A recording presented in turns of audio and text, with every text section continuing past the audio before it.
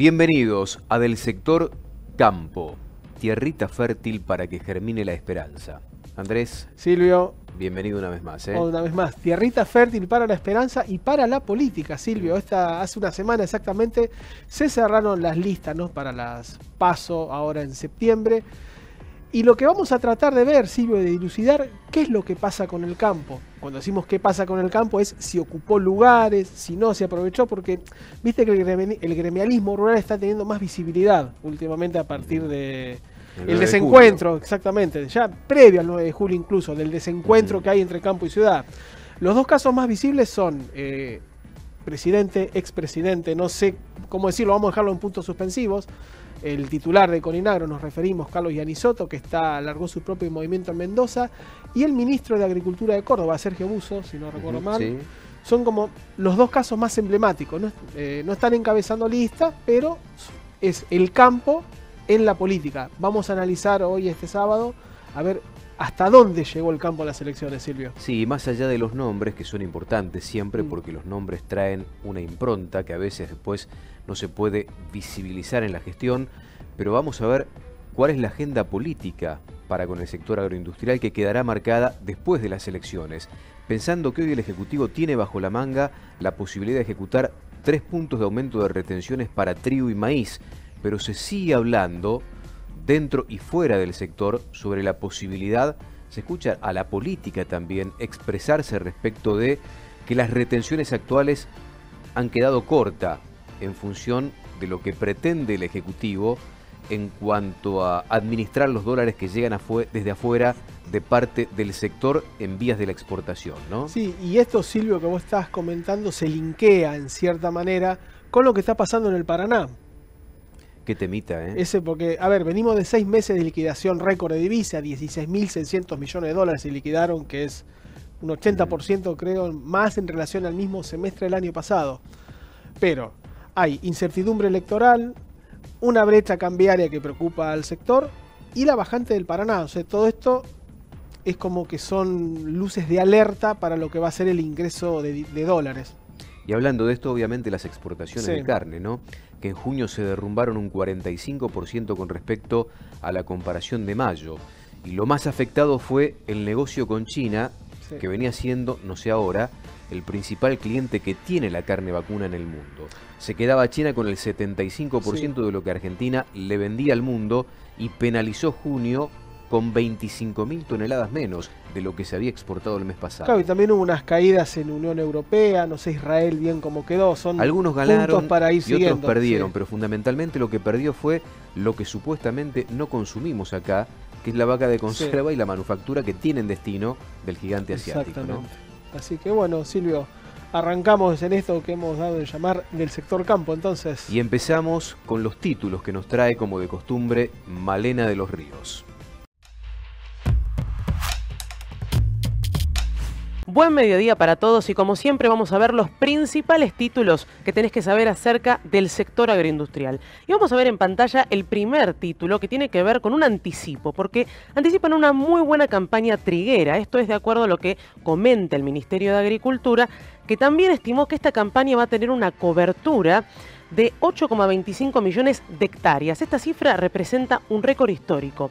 Y de acuerdo a un relevamiento realizado por la cartera agropecuaria, en números, la superficie de trigo sembrada total va a ser de 6,95 millones de hectáreas, mientras que la cebada va a cubrir 1,3 millones de hectáreas. Ahora, el trigo, de no mediar con problemas de clima, de acuerdo a las estimaciones oficiales, se proyecta una cosecha récord de 20 millones de toneladas. El segundo título tiene que ver con la presentación de créditos para impulsar a los feedlots. En medio de las tensiones, de acuerdo con los precios de la carne vacuna, el gobierno va a destinar una cifra de 10 millones de pesos en crédito para lo que representa los establecimientos de engorde a corral. Este dinero se va a poder utilizar tanto para comprar el alimento y el capital de trabajo en general. Es una iniciativa que comprende a dos actores fundamentales. Por un lado, el Ministerio de Agricultura Nacional y por el otro, el Banco Nación, que apunta a que haya más ingreso de Hacienda y que se produzca más carne dentro del sector. El tercer título vamos a hablar acerca de una mejora en la venta de sembradoras, porque de acuerdo a la consultora AZ Group, hizo su mejor desempeño durante el año 2020. Y para entender esto, lo vemos también en números. En 2016 se llegaron a vender 1.700 sembradoras. Ya en 2019 se comercializaron 2.000 unidades, pero en el año 2020 se llegó a 2.500 unidades. Por supuesto, tiene que ver mucho con las mejoras tecnológicas dentro de lo que es esta industria, que hizo que haya más eficiencia y rendimientos en el campo. Y también, por supuesto, esto tiene que ver con la toma de decisiones que se realizaron dentro del sector.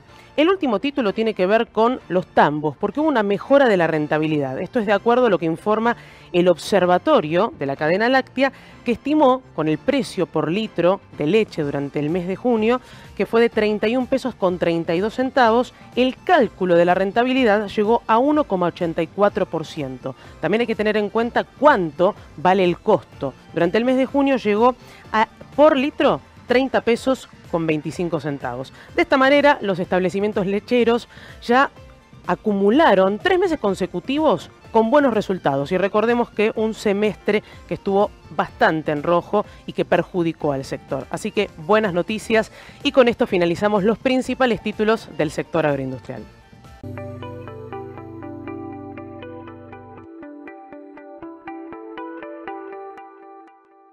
En Del Sector Campo, Andrés, tenemos el placer de recibir a un colega, Sí. editor de Clarín Rural, hombre de TN, para tratar de entender cómo queda el sector agroindustrial de cara a las próximas elecciones, cómo va a jugar el Sí. sector, ¿no?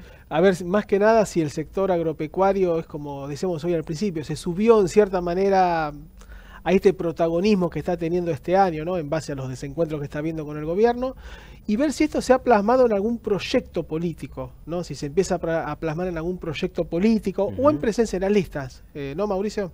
Mauricio Bartoli con nosotros para Exactamente. conversar en Del Sector Campo. ¿Cómo estás, Mauricio? Gracias por recibirnos, ¿eh?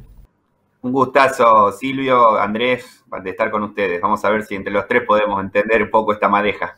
Por eso te llamamos, por eso te convocamos, porque Exactamente. nosotros todavía no pudimos desentrañar esta madeja. ¿Qué es lo que estás viendo vos? Es complejo, ¿no? Es complejo, realmente. Es complejo porque tiene pros y contras la situación. Yo creo que el primer dato es que el campo está visto por la sociedad y por los políticos en particular como un sector que genera expectativa. Desde todas las listas, especialmente de la oposición, se han convocado dirigentes que tienen una impronta agropecuaria. Inclusive del Frente de Todos, el oficialismo ha tratado de ponerle un matiz, por supuesto, con sus características también a algunos dirigentes del campo. O sea, falló el intento de ir como candidata para Dolores Echeverría en Entre Ríos, pero en la misma línea el dirigente social Juan Grabois, que siempre de alguna manera tiene una expectativa, una inquietud por los temas de campo, desde otro lado, digamos, en relación a lo que en general son los productores agropecuarios, pero pudo sumar como candidata a concejal en La Plata a una dirigente campesina. O sea, todo el mundo habla de campo para redondear, pero me parece que el primer análisis es que la expectativa de que eso tenga una representatividad política de fondo es bastante pobre, bastante escasa, no solo porque no ha habido mayores lugares en la lista para los dirigentes agropecuarios, sino porque pasar de esa representatividad de gente que trabaja, que puede manifestar, bueno, el 9 de julio de alguna manera fue impulsado no solo por la gente de campo, desde el comercio, de otros sectores de alguna manera insatisfechos con el gobierno, impulsaron que el campo sea el que encabece esa manifestación y después se sumaron. O sea, se reconoce esa representatividad del campo en muchos sectores, pero pasar de eso a la representatividad política y la incidencia política es otra cosa. Eso es lo primero que hay que entender. Ahí estás hablando, bueno, Mauricio, de lo que es la mesa de enlace, ¿no? ¿Qué podrías decirnos de la nueva mesa de enlace que quedó? Porque este 9 de julio coincidió, esta manifestación, ¿no?, que estás hablando del 9 de julio, coincide con, si se quiere, ¿no?, esta nueva mesa de enlace. Empezó a asumir funciones públicamente el presidente de la Sociedad Rural, Nicolás Pino, y también algo que comentábamos hoy, Silvio, ¿qué pasa con Ianisoto? ¿Perdió algo de poder con Inagro? Me parece que Giovanni Soto es un tema a destacar, es un dirigente agropecuario con mucha trayectoria, ya muchos años de presidente de Coninagro y con trayectoria también en el sector vitivinícola con base en mendocina, que ha apostado de una manera diferente, o sea, no integrándose a una lista en general, sino tratando de hacer un proyecto más propio en Mendoza, con una visión más provincial, para desde ahí, según dice él, articular con otros sectores de la política nacional, aunque quiere articular con todos, tiene una especial afinidad con el sector que hoy representa Florencio Randazzo y Roberto Lavagna, por nombrar los dos principales dirigentes más cercanos a él, como también Cynthia Houghton, que tiene una similitud con Gianni Soto en términos de su participación en ámbitos religiosos. Gianni Soto está intentando armar un proyecto más regional. Ahora, la mesa de enlace, según la pregunta que me haces, Andrés, yo creo que es una mesa de enlace muy genuina, no tiene la fama, digamos, de los históricos, porque está en proceso de conocimiento. El otro día charlábamos en TN con Nelson Castro, que decía, no tiene por ahí esta mesa de enlace el peso para plantear temas como lo tenían Bus y Luciano Míguez, y yo la verdad que me atrevía a devolverle la pelota a Nelson Castro diciéndole, bueno, pero cuando empezaron en el 2008 ni Bus ni Míguez eran tan conocidos. En ese sentido, creo que a esta mesa de enlace hay que darle el crédito de que son dirigentes de formación y han sido bastante orgánicos y representativos, muchas veces buscando el equilibrio, en algunos casos han sido criticados, pero desde mi punto de vista han sido muy genuinos, muy coherentes con lo que tenían que representar. Mauricio, ¿qué mirada tenés sobre los autoconvocados y la relación de los autoconvocados con la mesa de enlace? Porque un poco los padres del 9 de julio, de aquella jornada en San Nicolás, fueron los autoconvocados que tuvieron en su momento el buen tino de convocar a la mesa de enlace y darle un lugar protagónico en el escenario del 9 de julio. ¿Qué ves ahí, en esa relación? Los autoconvocados venían expresando muy bien esa sensación de base de los productores que no quieren más diálogo sin sentido, que muchas reuniones y que no llevan a ningún lado. Y la verdad que en el 9 de julio terminaron de consumar esa representación. Y como bien decía, yo creo que trabajaron muy bien ese acto, porque no buscaron un protagonismo desmedido, dijeron claramente que no participaran los políticos. Después podemos hacer un análisis acotado de lo que significó la presencia, por ejemplo, de Patricia Bullrich. Ahora volvemos a eso. Pero quiero destacar, como bien decías vos, que fueron muy ubicados en armar un acto con mucha articulación con otros sectores y tuvieron la grandeza de ceder el protagonismo a los dirigentes de la mesa de enlace, que son los dirigentes más orgánicos, más institucionales, que de alguna manera tienen que representar. Obviamente les pidieron que fueran combativos, pusieron su presión los autoconvocados, pero fueron muy orgánicos, muy institucionales y el acto salió muy bien desde todo punto de vista.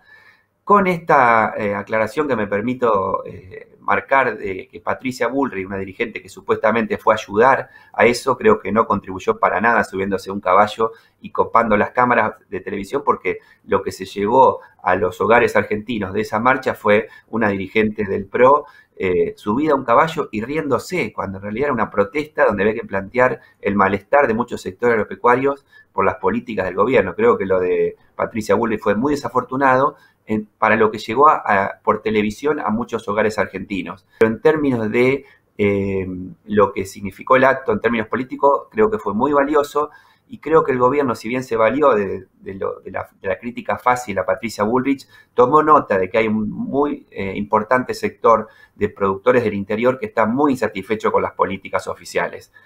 Veremos si hay alguna movida en ese sentido, pero que tomó nota seguro después de ese acto del 9 de julio. Estamos conversando con Mauricio Bartoli. Después de la pausa, Andrés, seguimos charlando un ratito más con él, sobre todo para ver cuáles son las demandas genuinas del sector y qué es lo que puede llegar a darse desde lo político también en un futuro no tan lejano. Vamos a seguir tirando la madeja a ver qué sale. Pausa breve.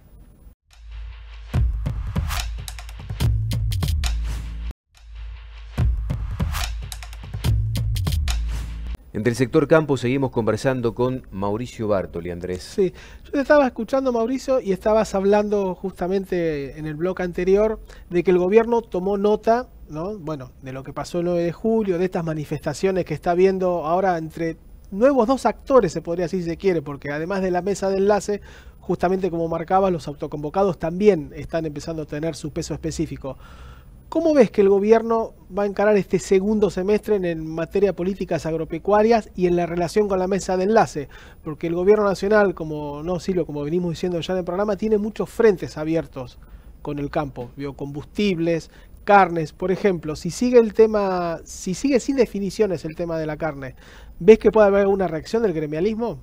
Mira, yo creo que todo está tenido por el escenario electoral y desde ese punto de vista el gobierno tiene un doble juego. Por un lado quiere quedar bien con los sectores que no quieren al campo y digamos, y todo el sector afín a Cristina Kirchner hace todo ese tipo de discursos y relatos en contra del campo para afianzar una parte del electoral al Frente de Todos.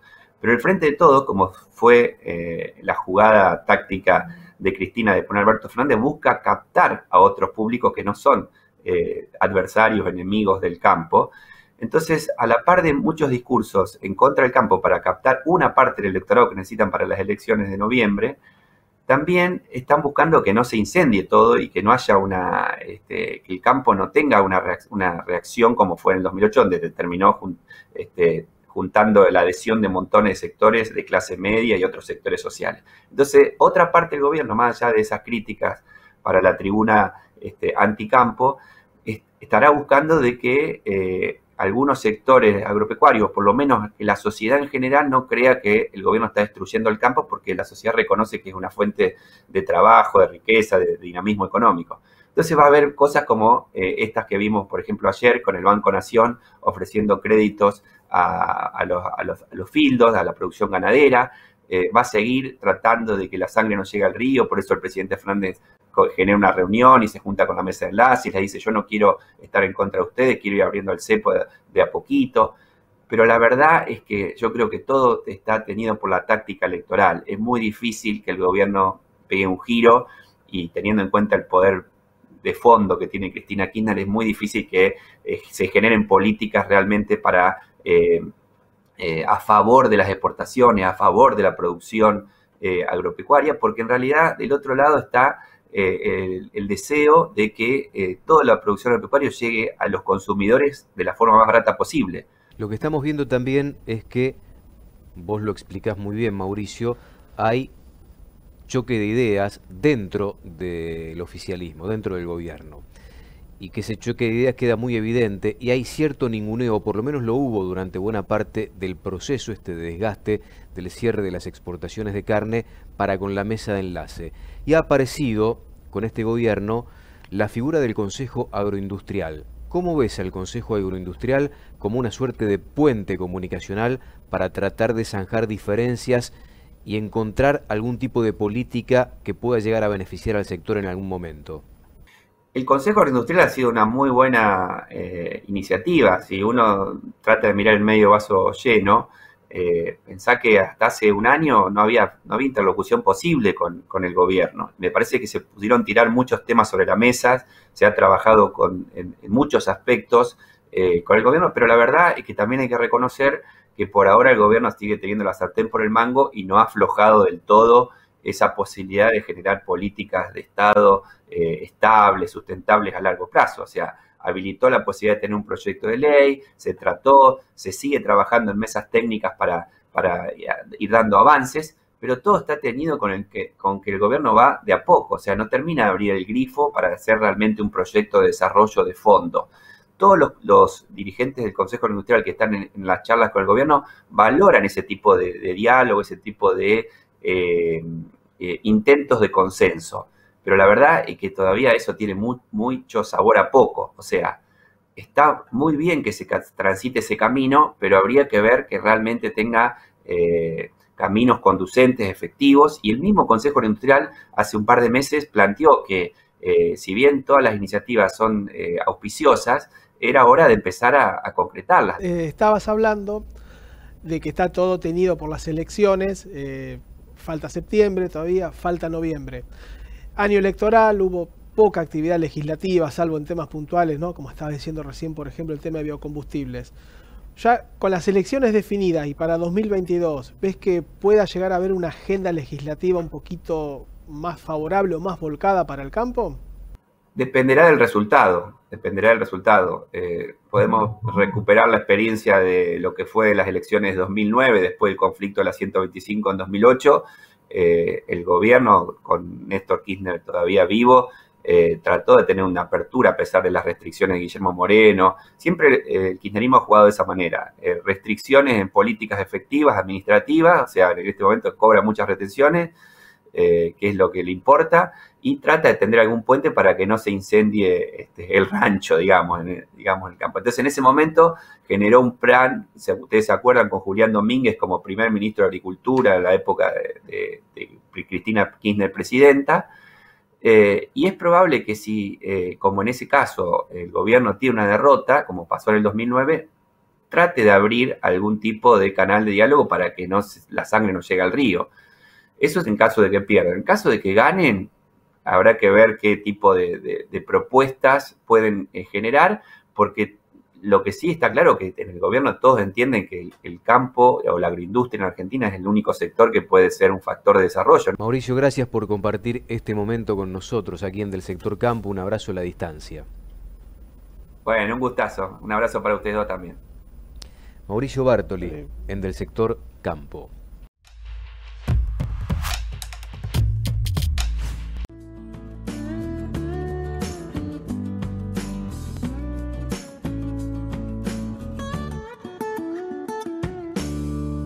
En Del Sector Campo, Male, empezamos a jugar como lo hacemos habitualmente con las redes sociales. Exactamente, Silvito. Estamos en todas las plataformas, @delsector.com, en Facebook, en Twitter, en Instagram, y esperamos tu mensaje todos los sábados. Y vamos a Twitter, como lo hacemos también con hábito los sábados, para ver qué dicen los grandes actores sobre informaciones vinculadas al sector agroindustrial. Exactamente. Bueno, vamos a ver el primer tuit en pantalla que dice lo siguiente. Blockchain. Ya se puede conocer la procedencia de 16 cortes de carne en el súper. La cadena de supermercados Carrefour incorporó dicha tecnología para conocer la trazabilidad de su marca de carne. Sobre 16 cortes del empaquetado Huella Natural. Vas con el teléfono, escaneás el código QR y conoces en detalle el origen hacia atrás de la trazabilidad de ese corte que vas a consumir en tu casa.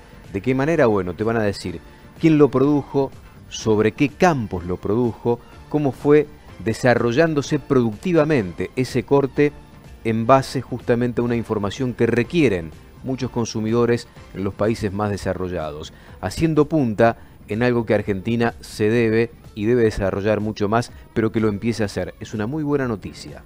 Vamos a ver el segundo tuit que dice Tokio 2020. Uruguay aprovecha los Juegos Olímpicos Tokio para promocionar la carne en Japón. Y estamos viendo en pantalla también de qué manera lo promocionan. Uruguay no es el país que vende mayor volumen de carne a nivel mundial, pero sin dudas es el país dentro de la región que tiene los mejores mercados. Acceder a Japón por las condiciones sanitarias que impone Japón a sus clientes es, bueno, una cuestión quimérica para muchos, inclusive para la Argentina, que está tratando hace un par de años de acceder a ese mercado. Lo está promocionando en 3 cadenas, con bifes de 250 gramos, una linda alternativa para acceder a un país que paga muy bien por un producto que nosotros también hacemos muy bien. Recordá, @delsector.com, estamos en todas las plataformas y te esperamos todos los sábados en Del Sector Campo. ¿Ya participaste de la promo Ubita? Hay premios todas las semanas. Podés ganar parrillas, cubiertas para el auto, órdenes de compra por electrodomésticos y kits de productos. No te quedes afuera. Carga el código de cualquier vino Ubita en abriunubita.com y acordate, abrí un Ubita y olvídate.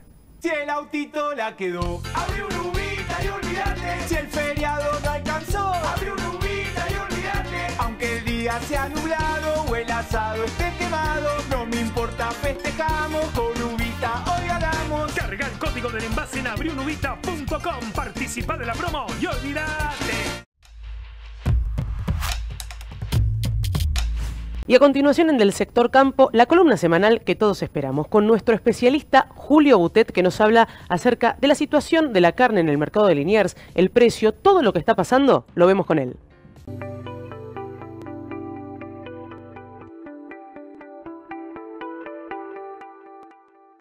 bajo el objeto de agregarle el máximo valor posible a la agroindustria bovina. El Consorcio de Exportadores de Carnes Argentinas ayuda a sus asociados a conservar las ventajas y al cumplimiento de los estándares más exigentes para ofrecer un producto único a nivel mundial. El bife argentino. Consorcio ABC. Nuestra carne al mundo. Esta semana en el mercado de Liniers se produjeron modificaciones en las cotizaciones de las diferentes categorías que terminaron por reacomodar a la vaca, que había sido perjudicada muy fuertemente luego del anuncio del cierre de exportaciones, particularmente lo que es la vaca de conserva y conserva buena, categorías que, como ya hemos explicado, no se consumen en el mercado interno y sí se exportan casi en su totalidad a lo que es China. Y por otra parte, el consumo, que seguía sostenido, presentó quebrantos.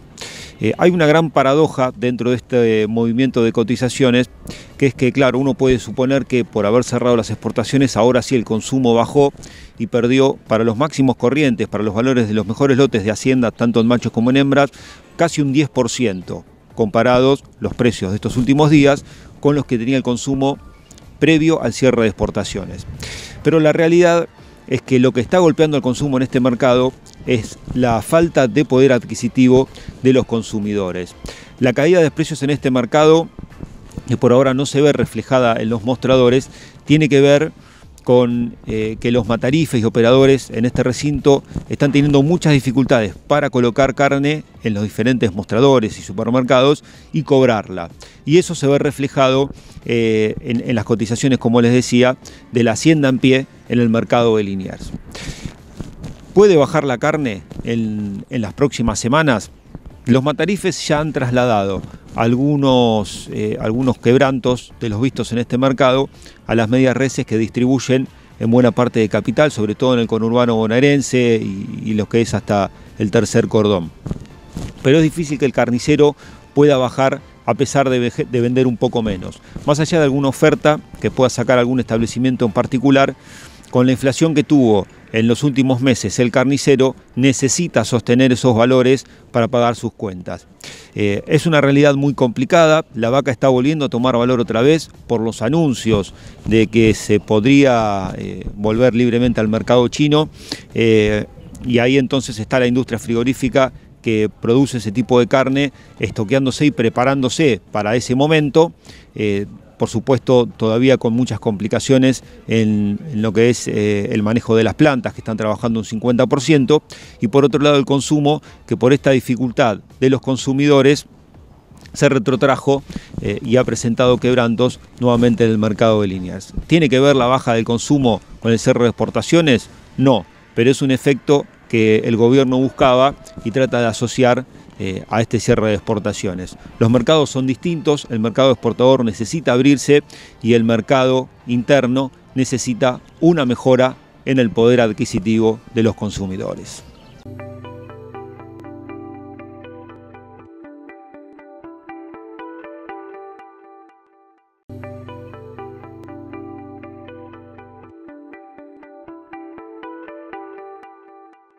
Y en del sector campo, Andrés, vamos a tratar un tema muy importante por estas horas.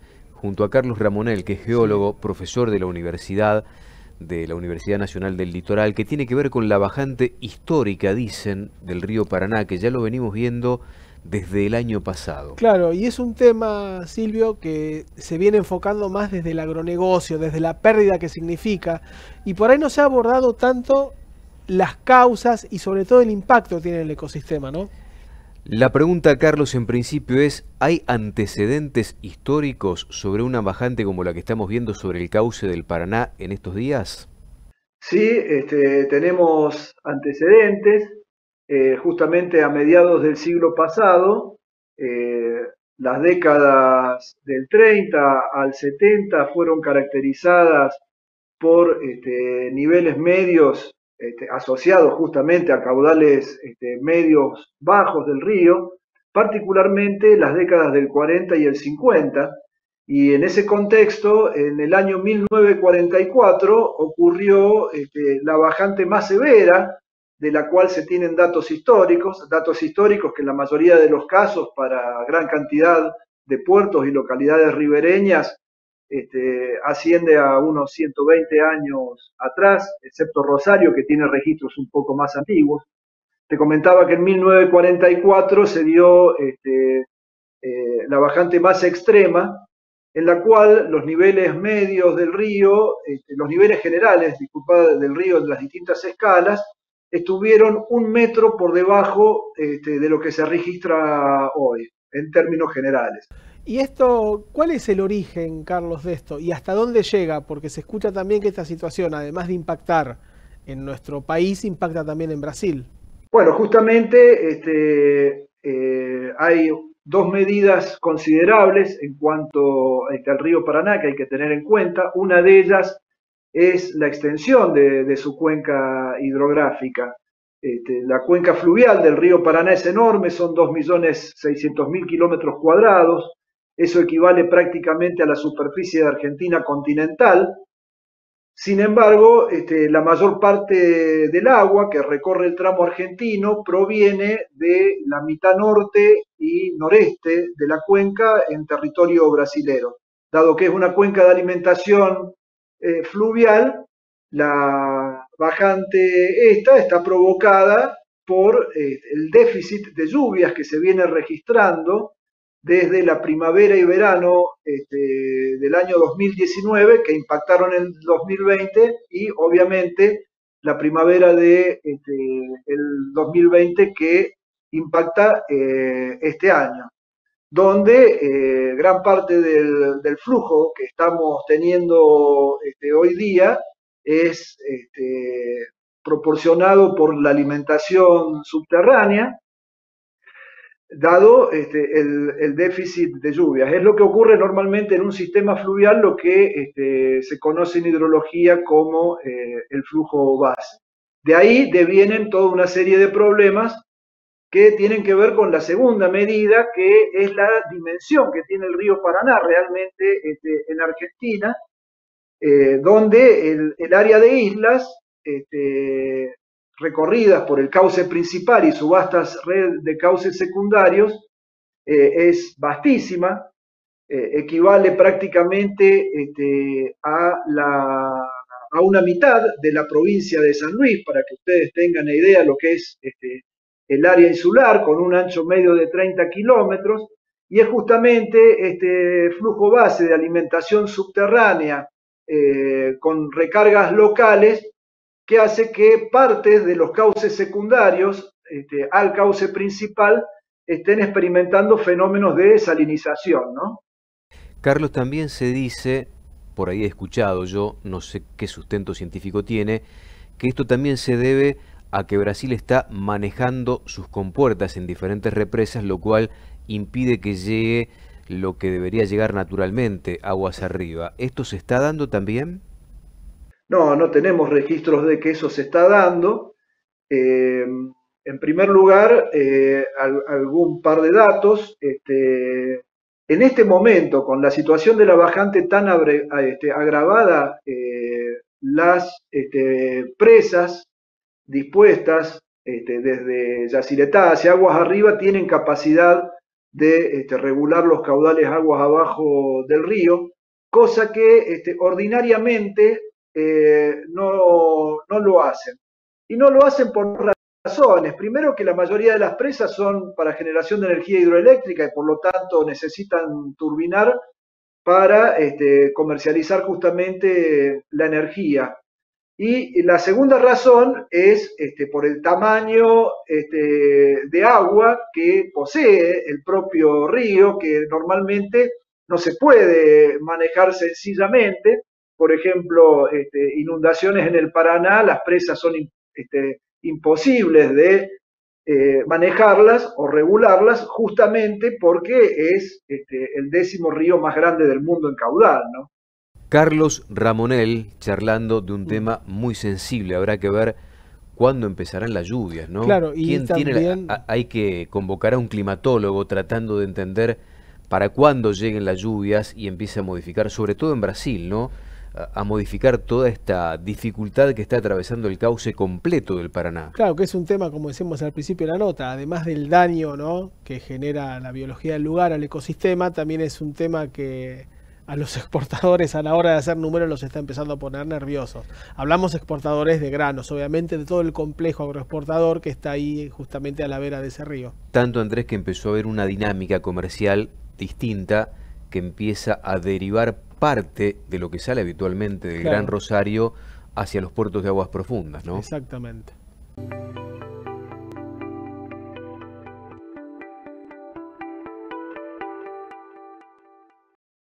Black Bamboo Enterprises, la nueva marca de un frigorífico histórico. Compra directa todo el año de novillos trazados y vacas Unión Europea, manufactura y conserva. Planta Hugues, provincia de Santa Fe. En Del Sector Campo, como de costumbre, compartimos ganadería en un minuto.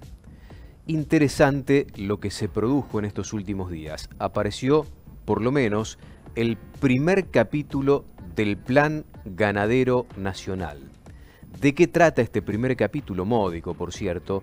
Mientras siguen cerradas parcialmente las exportaciones de carne vacuna, el Banco Nación, a través del Ministerio de Agricultura, comunicó créditos subsidiados para el sector del encierre a corral, pero no para todo feedlotero, sino para los pequeños y medianos. ¿De qué trata esto? De 10.000 millones de pesos para ese sector que deberá generar lo más rápido posible volumen de carne para aumentar la oferta que tiene destino de consumo interno y evitar lo que se vino dando en estos últimos tiempos de las subas de precios en los mostradores y en las góndolas. Esto apunta a feedloteros de hasta 1.000, 2.000 cabezas, 9.000 pesos por cabeza para la compra de maíz con tasas del 25% anual.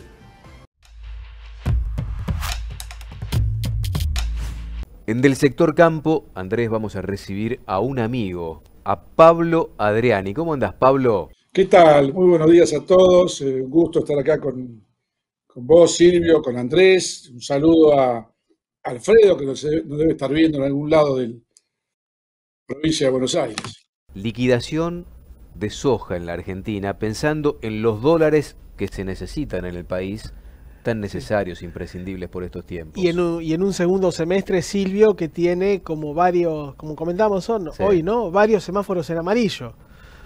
Lo que es la brecha cambiaria, lo que es la bajante del Paraná, hay como varios factores, digamos, la incertidumbre electoral, Pablo, sobre todo de las elecciones. Hay como varios factores que podrían ser una especie de freno de mano, ¿no? Totalmente, totalmente. Vayamos brevemente a recorrer diciembre del 2020. Había 20 millones de toneladas de soja sin vender en manos de productores. ¿Por qué? Porque el 31 de diciembre vencía el impuesto a las ganancias y los productores querían pasar la venta de soja al próximo ejercicio.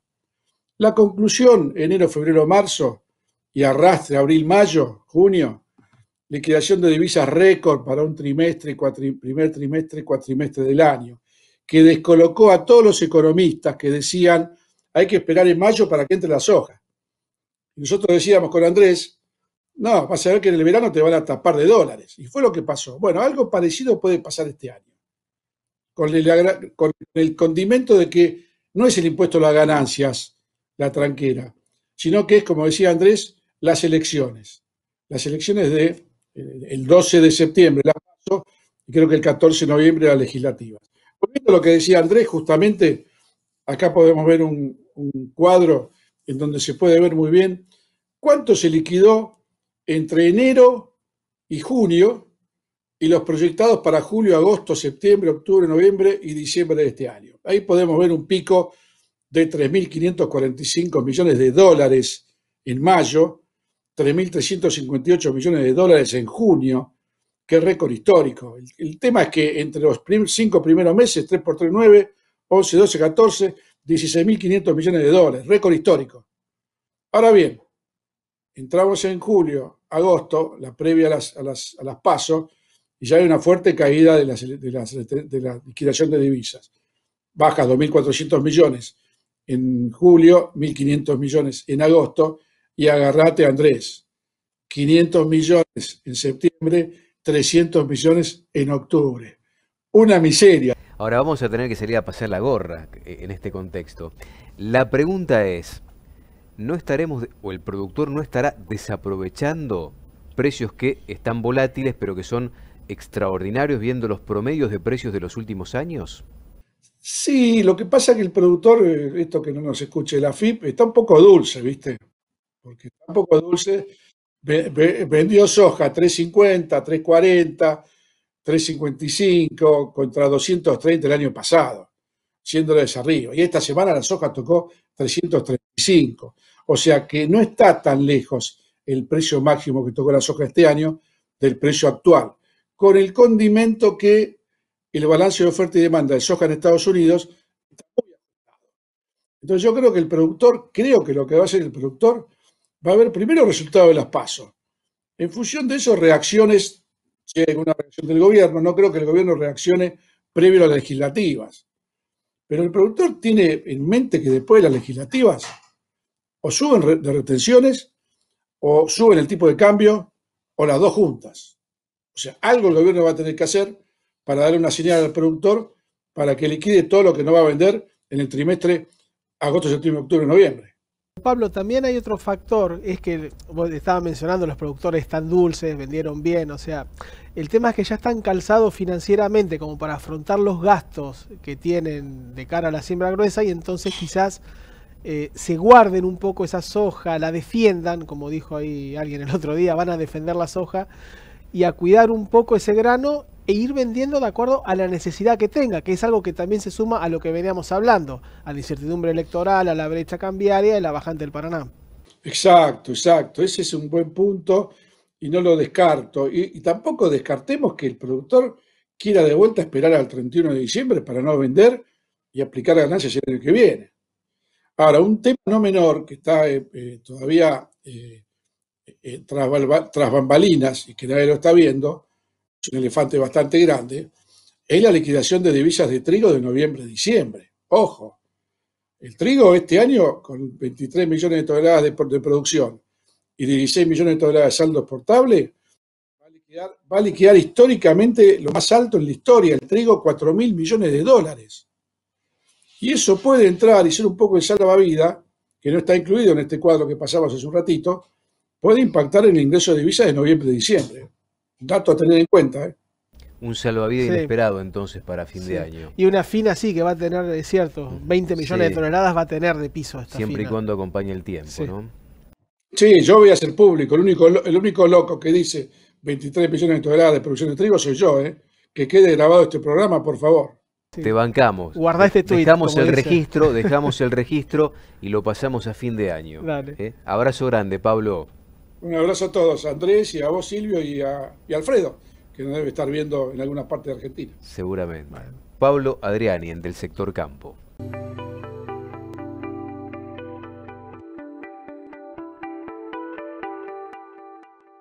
Esto fue del sector campo. Bueno, Silvio, un programa con muchas novedades hoy, muy buenos entrevistados tuvimos, esperemos que hayan aprendido un poquito de lo que se está cocinando en el sector y que se vayan sabiendo un poquito más que hace una hora cuando empezamos. Es la intención, nos reencontramos, si Dios quiere, con todos ustedes la semana próxima. Hasta entonces.